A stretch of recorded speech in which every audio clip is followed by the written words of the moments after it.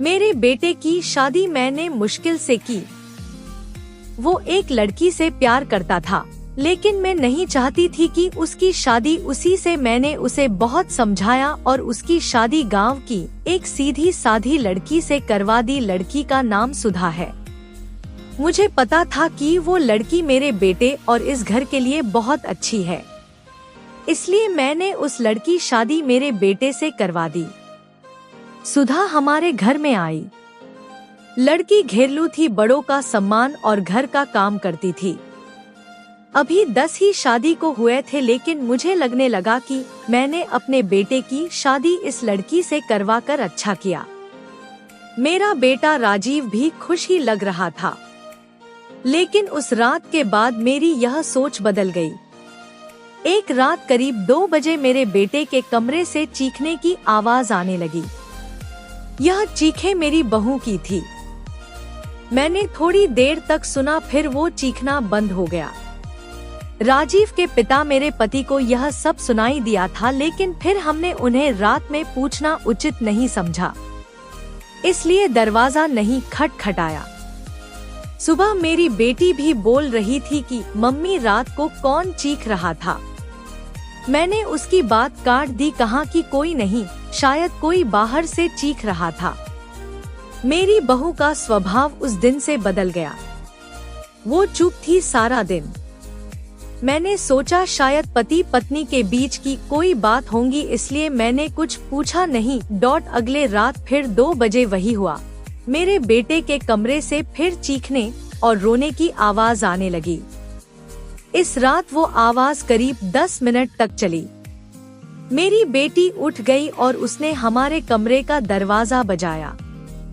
मैंने दरवाजा खोला, देखा तो वो बहुत डरी हुई थी। बोली, मम्मी यह क्या है? भाभी रोज रात को रोती और चीखती क्यों है? क्या होता है? कमरे के अंदर चलो, अभी दरवाजा खुलवाते हैं। मैं दरवाजे के पास जाने लगी तो मेरे पति ने मुझे रोक लिया, कहा कि रुको, अभी बात मत करो, कल सुबह दोनों से बात करते हैं। उस रात को मेरा सोना मुश्किल हो गया था। सुबह मेरी बहू जल्दी उठकर घर के काम में लग गई। मैं सुबह अपने बेटे के कमरे में गई। उससे पूछा, क्या बात है, रात को बहू रोती क्यों है? उसका चेहरा पूरा उतरा हुआ था। बोला, कुछ नहीं। उसकी बातों से और आंखों से साफ दिखाई दे रहा था कि वो कुछ छिपा रहा है। उन्होंने भी उससे पूछा, लेकिन वो कुछ नहीं बोलकर घर से बाहर चला गया। मैंने मेरी बहू से पूछा। वो कुछ काम कर रही थी। उसको देखकर ही ऐसा लग रहा था कि जैसे रात में ठीक से सोई नहीं है। आंखें साफ बता रही थी। मैंने उसे पूछा, क्या हुआ, तुम रात को रो क्यों रही थी? वो बोली, रो रही थी कब? नहीं, मैं तो सो रही थी और मुझे तो कोई आवाज नहीं आई। आप क्या बात कर रही है? उस कमरे में ऐसा क्या हो रहा था? यह बात या तो मेरी बहू जानती थी या बेटा, लेकिन दोनों ही कुछ नहीं बता रहे थे। पर दोनों के चेहरे से साफ पता चल रहा था कि कुछ है जो यह दोनों छिपा रहे हैं। लेकिन क्या? अब जब भी रात आती मुझे नींद ही नहीं आती, क्योंकि आधी रात को फिर वही होता। बहू जोर से चीखती और रोती। मेरे मन में कई सवाल थे, क्या होता है उस कमरे में? फिर एक रात करीब 2 बजे मेरे घर में वो हुआ जो मैंने सोचा भी नहीं था। मेरी बहू रात को कमरे से बाहर आ गई। उसके कपड़े कहीं भी जा रहे थे, उसे कुछ होश ही नहीं था। बाल खुले थे और वो घर के चौक में आकर बैठ गई। जोर से चीखने और रोने लगी। हम सभी घर वाले बाहर आ गए। मेरा बेटा भी कमरे से डरा हुआ बाहर आया। बहू की ऐसी हालत देखकर हम सभी डर गए थे। मैंने मेरे बेटे से पूछा कि यह क्या है? वो बोला, बस माँ देख लो, यह रोज रात 2 बजे ऐसी ही किया करती है। मैं आप लोगों को क्या बताता। सुबह जब उसे पूछता हूँ तो उसे कुछ याद ही नहीं रहता है। बोलती है, मैंने तो कुछ नहीं किया। बहू जब थोड़ी देर बाद शांत हुई तो मेरा बेटा उसे कमरे में ले गया और सुला दिया। मैं सोच रही थी कि यह क्या है। मैंने मेरे बेटे को कहा कि तू उसे उसके घर छोड़ आना, सुबह मैं उसकी माँ से बात करूंगी। सुबह होते ही मेरा बेटा उसे कुछ बहाना करके उसके घर छोड़ आया। मैंने उसकी माँ से बात की। उसकी माँ ने कहा कि यह क्या बोल रही है, मेरी बेटी बिल्कुल ऐसा नहीं करती है। मैंने जो सोचकर राजीव की शादी उससे की थी वैसा हो नहीं सका। बहू को छोड़े अब 20 दिन हो गए थे। इस दौरान उसके घर से फोन आता रहा लेकिन मैं टालती रही। मेरा बेटा भी कह रहा था कि मेरे वो दिन कैसे निकले हैं मैं ही जानता हूँ। मैं उसे वापस नहीं ला सकता। कहीं उसने मेरी जान ले ली तो क्या करोगी। मैंने उस पर फिर ज्यादा दबाव नहीं डाला, पर मैं अपने आप को कोस रही थी कि मैंने अपने बेटे की शादी उस लड़की से क्यों करवा दी। अब मेरे घर में कोई नहीं चाहता था कि वो वापस आए। इन्हीं सब बातों में 3 महीने निकल गए। फिर एक दिन अचानक ही मेरी बहू अपने सामान के साथ वापस मेरे घर आ गई। वो आते ही मुझसे कहती है, मां जी मैं जानती हूँ कि आप मेरे बारे में क्या सोच रही है, लेकिन सच क्या है यह आपको पता नहीं। उसकी बातों से मुझे लगा कि कुछ है जो वो बताना चाहती है। मेरा बेटा घर आया और उसे देखकर गुस्सा हो गया। कहाँ यह यहाँ वापस आ गई।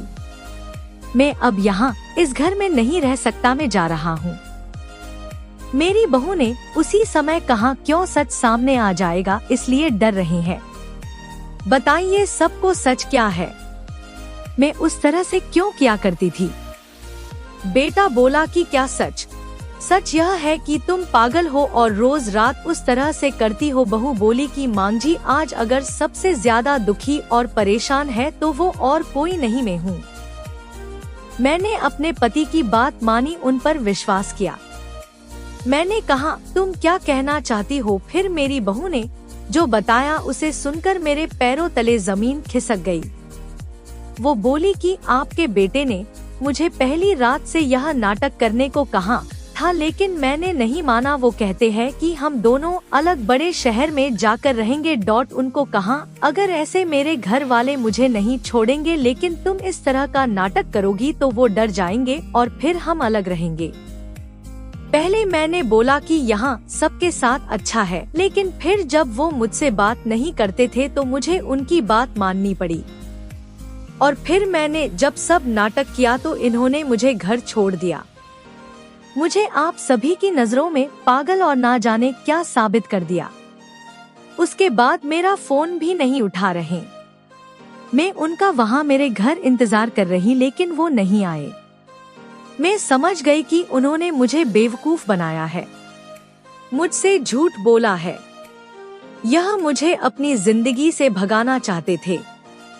मैं इस बात को समझ गई। अब मैं खुद ही इनसे दूर चली जाऊंगी, लेकिन मैं चाहती थी कि सच आप सभी के सामने आ जाए। मुझे बहू की बातों पर पूरा विश्वास हो गया था।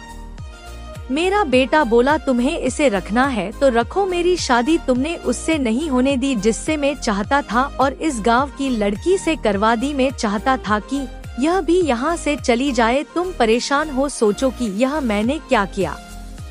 अब भी मैं इसे अपनी पत्नी नहीं मानता। मैंने मेरे बेटे को कहा कि बेटा तुझे इस घर में रहना है या नहीं, इसका फैसला तू कर ले।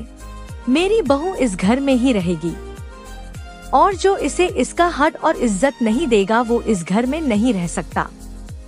तू इस तरह की साजिश कर सकता है, वो भी सिर्फ अपनी माँ से बदला लेने के लिए। एक भोली लड़की को कुछ भी करने को कह सकता है, पर बेटा जरा तू सोच, तूने इसे जो करने को कहा इसने किया। अपने बारे में और किसी के बारे में कुछ नहीं सोचा, सिर्फ तेरा सोचा। सोच ऐसी पत्नी कहाँ मिलेगी। तू बहुत बड़ा अभागा है जो इस लड़की को छोड़ेगा। मैं बहुत खुश थी, मैंने अपने बेटे के लिए हीरा चुना था, लेकिन शायद मेरा बेटा ही उसके लायक नहीं था। मैंने मेरी बहू को प्यार से गले लगाया। मेरा बेटा भी कहीं नहीं गया। थोड़े समय तक जरूर नाराज रहा, लेकिन मुझे पता था उस लड़की से कोई प्यार किए बिना कैसे रह सकता था। आखिर धीरे धीरे सब ठीक होने लगा। आपको यह कहानी कैसी लगी कमेंट कर हमें जरूर बताएं। इसी तरह की कहानियाँ आप यहाँ पढ़ सकते हैं। हमारे साथ बने रहिए।